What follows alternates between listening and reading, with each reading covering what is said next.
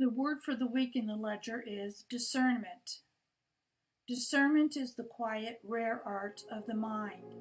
It is the patient sifting of signal from noise, the gentle separation of truth from spectacle, and the search for what endures beneath passing passions. Where judgment rushes to divide, discernment lingers, inviting us to listen for an idea's heartbeat and weigh its worth with care. As a moderate independent federalist, discernment stands as a quiet guardian against collective impulse. It is the deliberate pause between reaction and response that protects enduring principles from being swept away by the urgency of the moment. Sundays in my life are dedicated to doctoral reading, followed by coursework Monday through Thursday. Finishing 2 texts at the end of this term deeply shaped my thinking.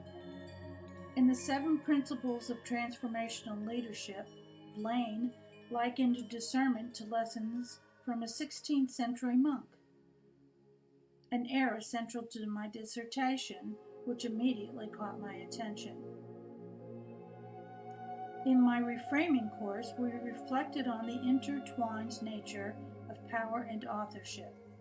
It is at this intersection that discernment reveals itself as an essential act, shaping not only what we create, but who we become in the process. Power and authorship are bound together, requiring autonomy, space, and the freedom to shape meaning. Yet there is a difference. Authorship can be a solitary act, a quiet conversation with oneself, while power only finds purpose in the presence of others.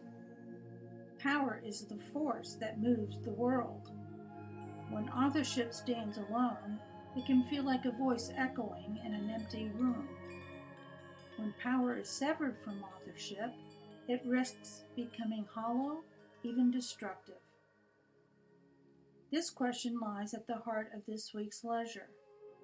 An email from Substack recently arrived speaking of Detector Politics and their new Pangram program, a tool meant to distinguish between the handwritten and the AI generated.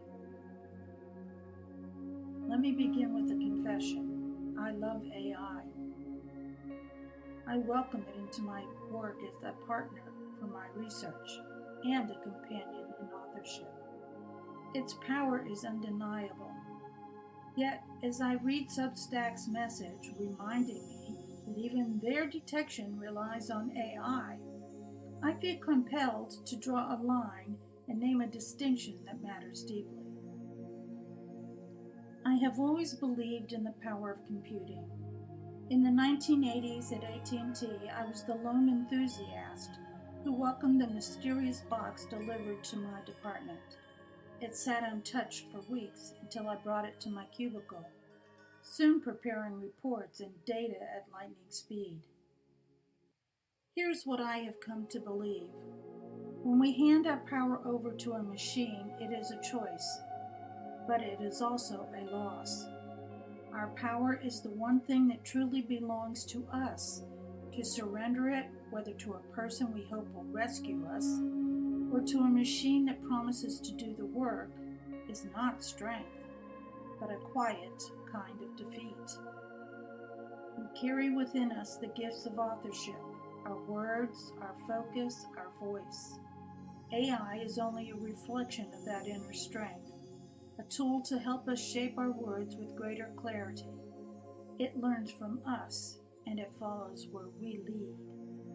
And so, in return to discernment, it allows us to choose.